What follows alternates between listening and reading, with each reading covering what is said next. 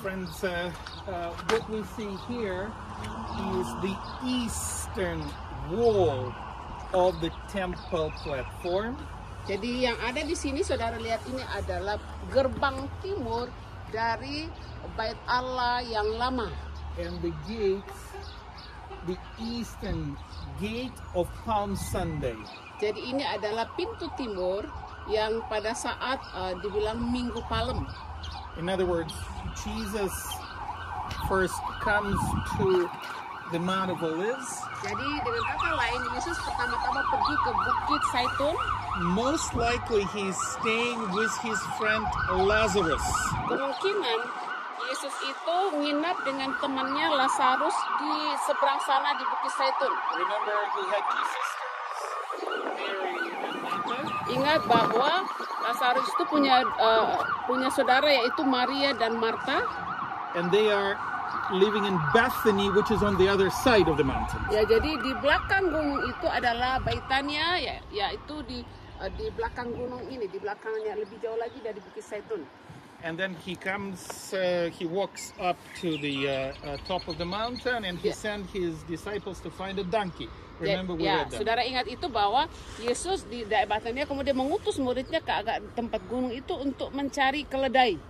And then he rides the donkey to this gate. Jadi Yesus itu mengendarai keledai dari sana, dari Bukit Zaitun itu sampai ke gerbang ini. Across this valley, which is called the Kidron Valley. Dan melewati lembah ini disebut lembah Kidron.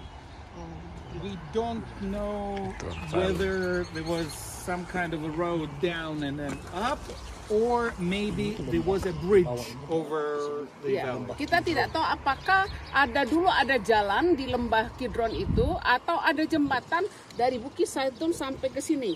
In some Bible atlases and some pictures, you will see this eastern side with the bridge and some without the bridge.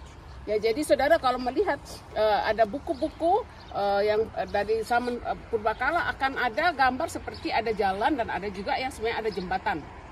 No remains of the bridge here were found. Tapi tidak ditemukan sisa-sisa puing-puing dari jembatan yang kalau memang dulu ada jembatan. Remember, we stopped at the very top. Saudara ingat kita berhenti di bagian atas puncak Bukit Zaitun itu. And then we walked down to this church. Can you see the little black and white church? Gereja yang seperti ada hitam putihnya itu kecil, kita mampir di situ kemarin. Where Jesus wept.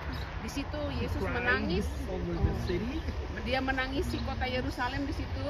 And then we continued walking down. Kemudian kita turun. We passed the church with the golden roof. Kita melewati gereja yang ada emas di atas itu. Jadi itu adalah gereja Rusia Ortodoks.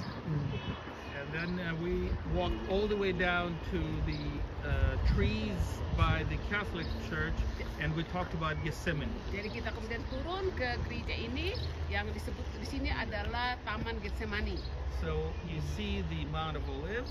Saudara melihat Bukit Zaitun. Let me also remind you that Jesus, after his crucifixion and resurrection, ascended to heaven from the Mount of Olives. Ya, jadi saudara ingat bahwa Yesus setelah dia dibangkitkan, kemudian dia naik ke surga dari Bukit Zaitun. And he's going to return to the Mount of Olives. Dan dia juga waktu akan datang kembali pada kali yang kedua, dia akan datang di Bukit Zaitun. And when he returns, the mount will be split. Dan waktu Yesus datang pada kali yang kedua dan menginjakkan kaki di Bukit Zaitun, maka Bukit Zaitun akan terbelah menjadi dua. And there will be a river coming from the temple all the way down east to the Dead Sea, which we will see tomorrow. Jadi kemudian dikatakan bahwa setelah itu akan ada air mengalir keluar dari gerbang ini. Gerbang ini kemudian mengalir sampai ke Laut Mati. And, you can see the big Jewish cemetery on the slope. Ya, saudara melihat kuburan orang Yahudi di sepanjang lereng dari Bukit Zaitun itu.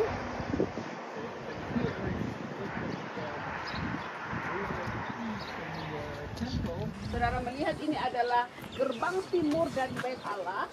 Can you friends see small stones on the top and larger stone at the bottom? Saudara melihatkah bahwa di bagian atas itu batu-batunya kecil-kecil, tapi di bawah itu batunya besar-besar? Those larger stone at the bottom are original to the days of Jesus. Ya, jadi batu-batu yang bawah yang besar-besar itu adalah masih batu dari zaman Yesus, masih asli batu dari zaman Yesus. And then the Turks 500 years ago, they Kemudian 500 tahun kemudian setelah Yesus, added. maka orang-orang Turki membangun ke atasnya dengan batu-batu kecil ini. Now the gate Kemudian gerbang that ini Jesus walked on Palm Sunday would be below. Jadi sebenarnya gerbang ini kan sudah dikasih naik. Waktu Yesus masuk dalam Minggu Palem itu gerbangnya lebih rendah. But because it's the Muslim cemetery, you can see it's the large Muslim cemetery here, we cannot excavate. Ya, jadi oleh karena di sepanjang sini adalah kuburan-kuburan orang Arab Islam yang orang ya Israel, maka tidak bisa diadakan penggalian-penggalian di sini. But can you see the nice decorative elements on the arch and the Saudara lihat lintels? di pilar itu ada ukiran-ukiran di situ. That's from the days of Jesus. Itu dari zaman Yesus. Now, what is interesting, notice that the gate today is shut, right? Jadi lihat saudara, gerbangnya kelihatan lebih pendek. It's Mungkin not functioning. It's not. tidak berfungsi open. lagi. And actually, that fulfills the prophecy in Ezekiel. Dan itu sebenarnya menggenapi nubuatan dari Yeskiel. If you remember, Ezekiel had a vision of a temple that will be built here. Saudara ingat bahwa Yeskiel itu punya penglihatan mengenai bait Allah yang akan dibangun di sini. And that's what he tells us concerning the eastern gate of the temple in chapter 44. Jadi Yeskiel 44, Yeskiel menubuatkan mengenai gerbang yang akan dibangun di bagian timur. I'll read you a very short passage here. Ezekiel 44 from the beginning. Yeskiel 44 dari awal. Then the man brought me back to the outer gate of the sanctuary, the gate facing east, and it was shut. Kemudian ia membawa aku kembali ke pintu gerbang luar dari tempat kudus yang menghadap ke timur. Gerbang ini tertutup. See, this is east. Ini adalah timur. Now, how do I know? Bagaimana saya tahu? The sun is Lihat there. matahari. Ya, lihat matahari. And it's an outer gate. In other words, remember there's a sanctuary in the middle. There was a sanctuary in the middle. Ya, ingat bahwa ada seperti bait Allah, But this ruang is maha not the kudus. sanctuary gate, it's an outer gate. Ini sebenarnya ada gerbang luar, bukan bagian dari bait Allah bagian dalam. And you can see it's shut. And the Lord said to me, this gate is to remain shut. It must not be open. No one may enter through it. It is to remain shut because the Lord, the God of Israel, has entered through it. Lalu Tuhan berfirman kepadaku, pintu gerbang ini harus tetap tertutup, jangan dibuka dan jangan seorang pun masuk dari situ, sebab Tuhan Allah Israel sudah masuk melaluinya. Karena itu gerbang itu harus tetap tertutup. And you can relate that to Jesus's coming on Palm Sunday. Ya, jadi ini kita bisa hubungkan dengan peristiwa Yesus datang dan masuk ke sini pada Minggu Palem.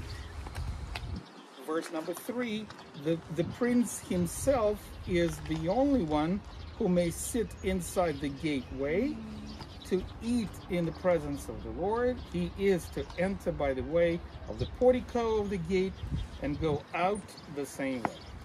Hanya raja itu, oleh karena ia raja boleh duduk di sana, makan santapan di hadapan Tuhan. Raja itu akan masuk melalui balai gerbang dan akan keluar dari situ. And in other words, it will remain shut until Jesus returns. Dengan kata lain bahwa pintu ini akan terus tertutup sampai Tuhan Yesus datang pada kali yang kedua. And I think it's amazing to see how this prophecy has been fulfilled. Jadi Right? adalah satu yang luar biasa Bapak Ibu bahwa nubuatan itu digenapi. You can see by yourself. It's Masih shut. tertutup, ya ditutup sampai hari ini. Right? So that's I thought it was nice.